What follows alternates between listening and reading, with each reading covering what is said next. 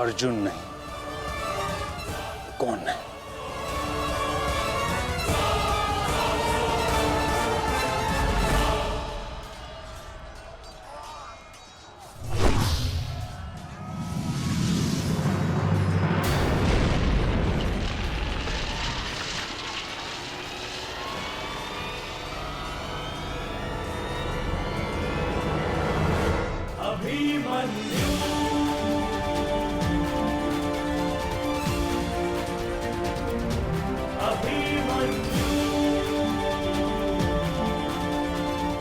अभिमन्यु?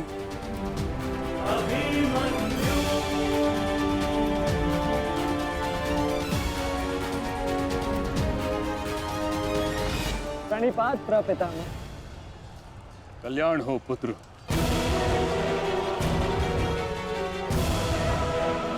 किंतु क्या अपने ही प्रपितामह का मार्ग रोकना उचित है? मैं तो केवल अपने धर्म का पालन कर रहा हूँ प्रपितामह। वही कर रहा हूँ जो मेरे पिता ने अपने पितामह से सीखा और जो मुझे सिखाए। उचित कहा पुत्र। यह युद्ध ही ऐसा है, यह भूमि ही ऐसी है। यहाँ द्वंद्व के पालन हेतु अपनों के साथ ही द्वंद्व करना पड़ रहा है। मुझे तुम पर गर्व है कि तुम परम निष्ठा और साहस से अपने कर्तव्य का पालन कर रहे हो, किंतु ये मेरा दुर्भाग्य है कि तुम मेरे साथ नहीं, मेरे विरुद्ध हो। और इसी कारण आपके प्रहार को रोकना मेरा कर्तव्य बन जाता है प्रपितामह। और इसी कारण आपके प्रहार को रोकना मेरा कर्तव्य बन जाता है प्रपितामह। पुत्री उत्तरा, मैं तुम्हें वचन देता हूं कि जब तक रणभूमि में ये गंगा पुत्र खड़ा रहेगा, तब तक तुम्हारा सौभाग्य और तुम्हारा सुहाग दोनों पर कोई आंच नहीं आएगी। स्नेह और प्रेम के अतिरिक्त तुम्हें देने के लिए मेरे पास कुछ भी नहीं, और इसके चलते मैंने तुम्हारी अर्धांगिनी उत्तरा को वचन दिया था कि जब तक मैं युद्ध भूमि में हूं, तुम्हारे प्राण को संकट में नहीं आने दूंगा।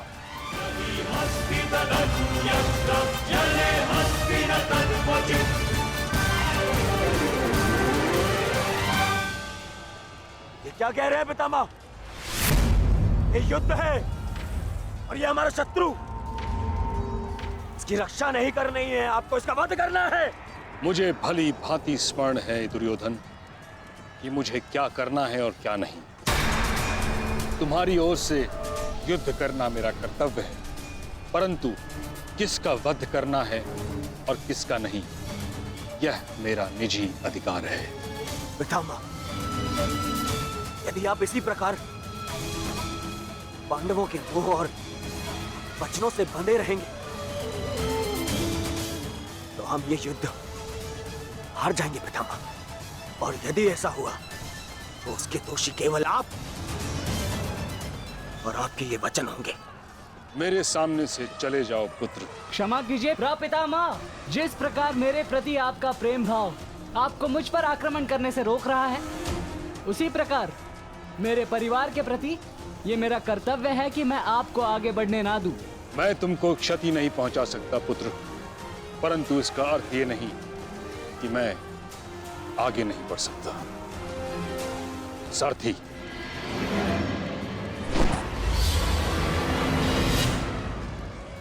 साधु पुत्र, किंतु अगली बार मत चूकना। प्रपितामह, या तो द्वंद्व कीजिए या समर्पण कीजिए।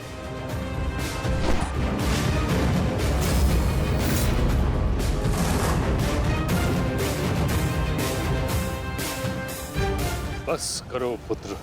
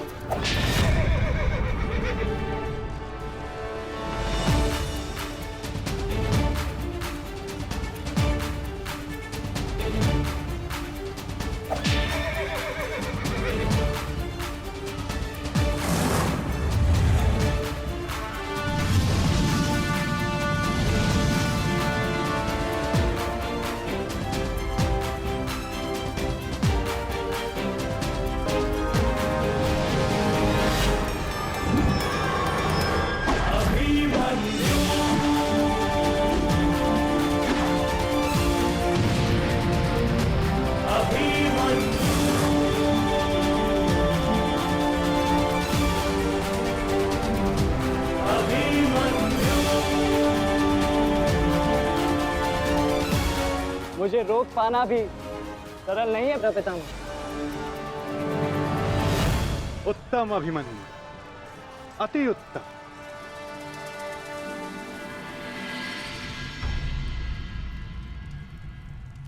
ताचरी ये क्या कर रहे हैं? उन्हें अभिमन्यु पर प्रहार करना चाहिए था। नहीं महाराज, जिस प्रकार से महामहिम भीष्म हमारी कौरव सेना के साथ युद्ध में भाग लेने के लिए वचनबद्ध हैं, उसी प्रकार से उत्तरा को दिए वचन से भी बंधे हुए हैं महाराज। किंतु क्या इस प्रकार युद्ध के मध्य में ऐसा करना उचित है? यदि ऐसा ही चलता रहा तो पांडव ये युद्ध जीत जाएंगे। सबसे महत्वपूर्ण सूचना अभी यही है कि युवराज दुर्योधन सुरक्षित हैं महाराज।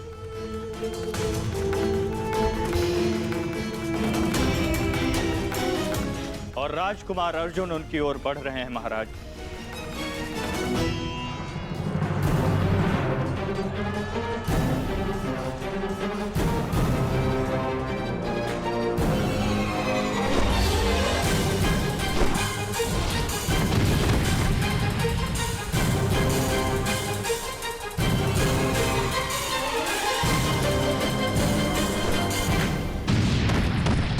राजकुमार अर्जुन और युवराज दुर्योधन की रथ के पताका के मध्य अब कोई भी नहीं है महाराज। हे ईश्वर मेरे पुत्र की रक्षा करना।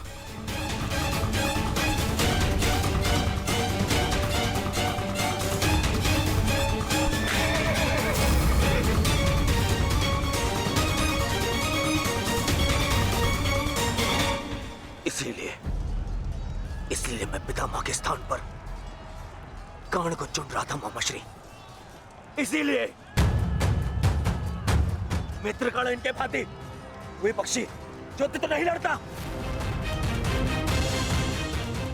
इनसे नहीं होगा मामाश्री।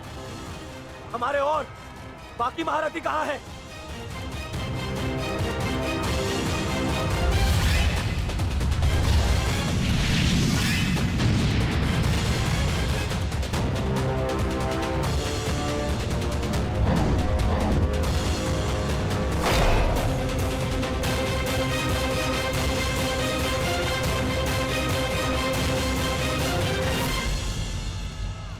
मित्रगण होता तो ऐसी परिस्थिति कभी उत्पन्न नहीं होती। अब गण नहीं है तो कौन रोकेगा इसे? कौन?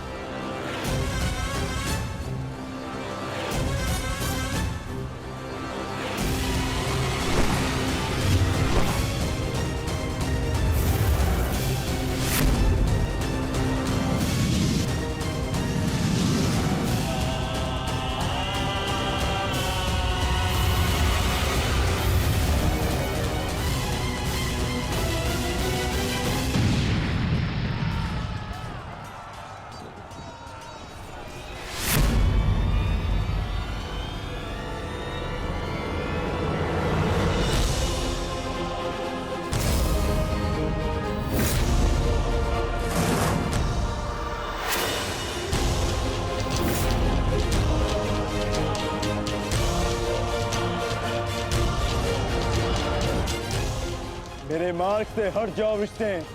आप भूल रहे हैं महारथी, मैं उस वीर का अंश हूं जिसका रोम रोम आपको परास्त करने में सक्षम है।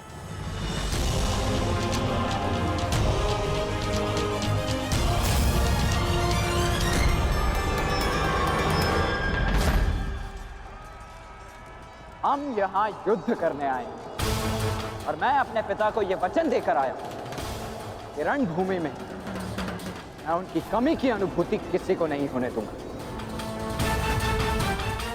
मेरे मार्ग से हट जाओ विष्णु। मैं तुम पर प्रहार नहीं करना चाहता और ऐसा करने के लिए मुझे विवश मत करो। आप द्वंद्व कम और बातें अधिक करते हैं।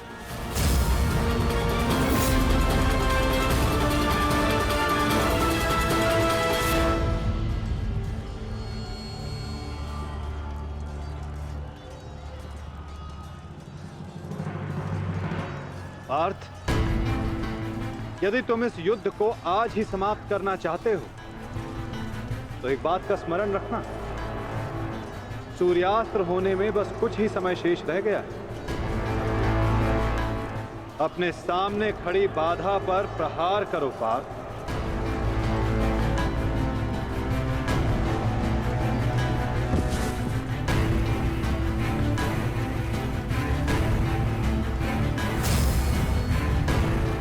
ये मेरी अंतिम चेतावनी है वृषसेन, हट जाओ मेरे मार्ग से।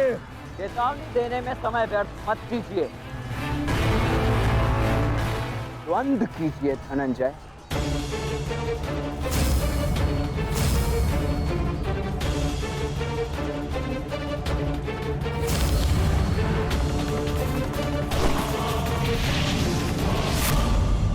वृषसेन,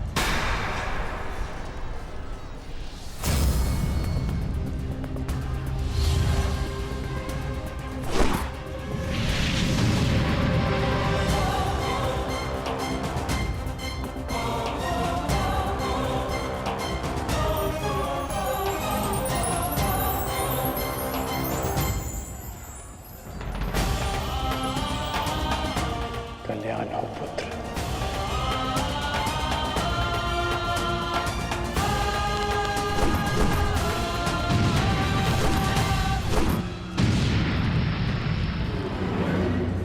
तुम्हारा पुत्र तुम्हारे ही भांति कुशल योद्धा है कर्ण।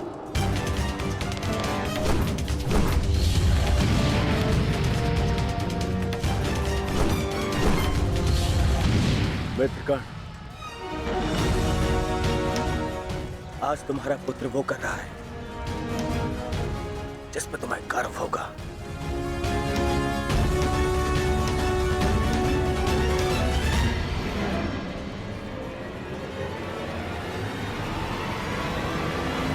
शीघ्रता करो पार्थ, सूर्यास्त्र में बस कुछ ही समय शेष है।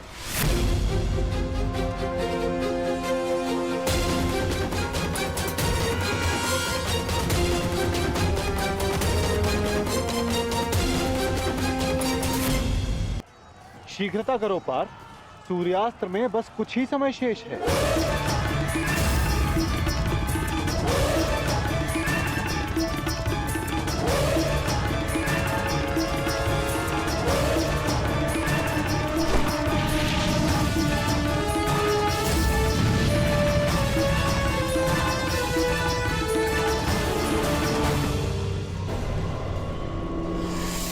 ये पर्वतास्त्र है पुत्र, मुष्टिकास्त्र का प्रयोग करो।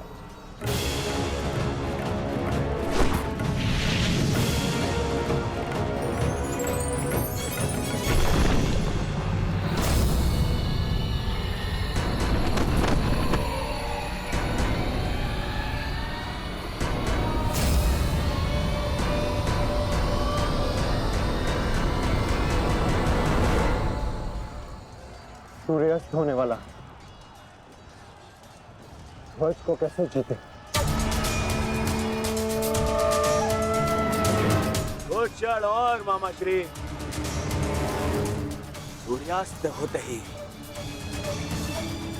इन पांडवों का विजय का स्वप्न भी अस्त हो जाएगा। क्या होगा यदि तुम अपनी इस मूर्खता को एक छल में परिवर्तित कर दोगे तो क्या हो जाएगा? वज्रव्यूह की विशेषता क्या है दुर्योधन? प्रहार, केवल प्रहार, परंतु रक्षा में असक्षम। जरा देखो दुर्योधन, सभी योद्धा अपने राजाओं के साथ आक्रमण में व्यस्त हैं।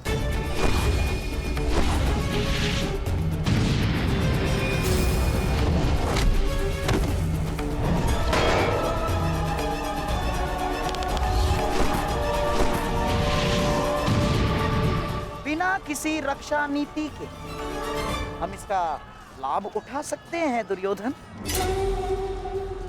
क्या होगा यदि तुम धर्मराज युधिष्ठिर को बंदी बना लो तो? यदि पांडवों के ज्येष्ठ भ्राता युधिष्ठिर को हमने बंदी बना लिया दुर्योधन, तो हमारी विजय निश्चित।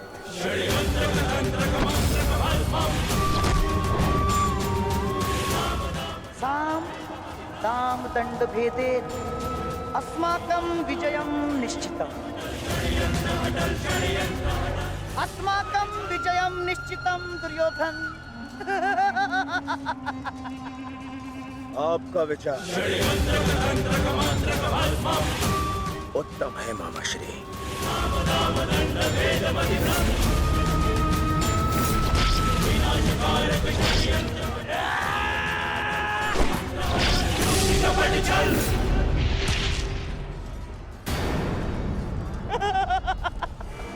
असमान अस्त्रों के साथ द्वंद्व करना नियमों के विरुद्ध है धर्मराज। स्मरण है ना आपको? मामा श्री, सामने आकर द्वंद्व कीजिए, कायरों की भांति नहीं। युधिष्ठिर, उसके लिए मैं हूं ना, मैं उपस्थित हूं।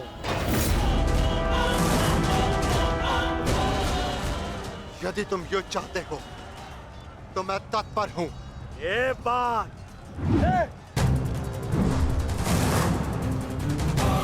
परंतु स्मरण रखना, तुम्हें परास्त करने का अर्थ यह है कि इस युद्ध पर मेरी विजय हुई, और इसकी विपरीत परिस्थिति का भी यही परिणाम होगा भ्राता दुर्योधन। अवश्य।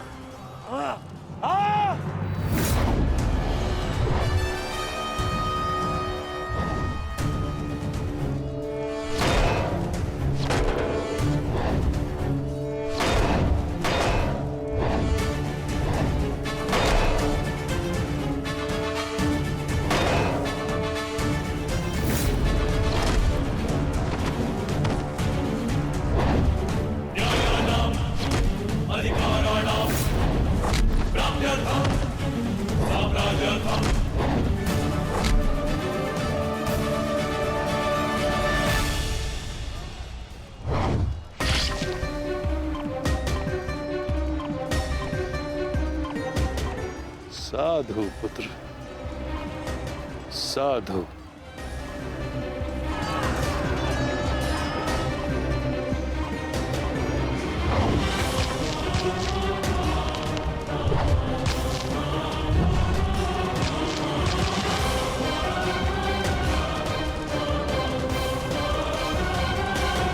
आशा है कि इस युद्ध के पश्चात तुम जैसा योग्य और वीर राजा हस्तिनापुर को मिलेगा।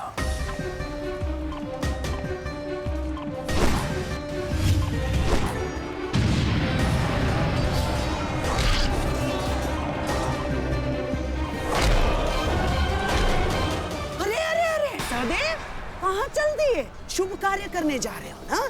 मामा श्री का आशीर्वाद नहीं लोगे? आओ प्रणाम करो।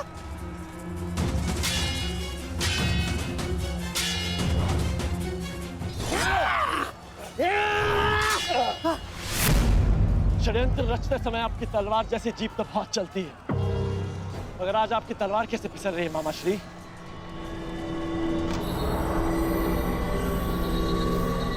नहीं दुर्योधन,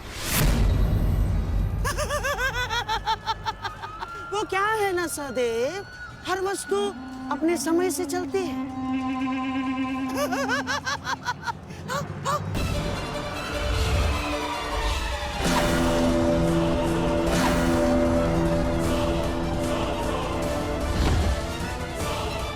सावधान पुत्र,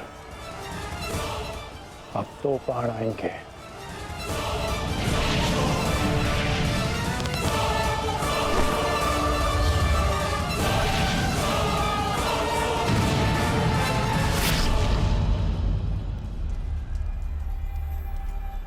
क्रोध से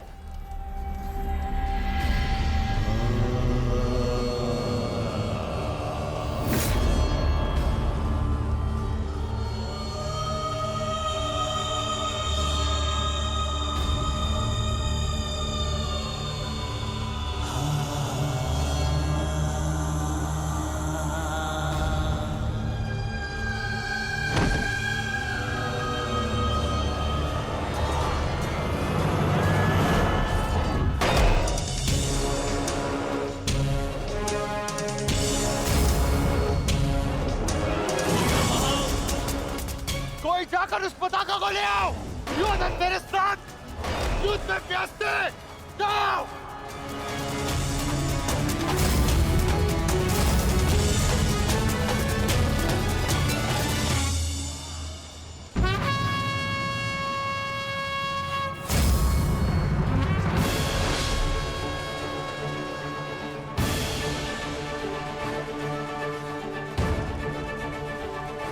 सब केवल तेरी अंतिम चीखें सुनेंगे। अंतिम चीखें।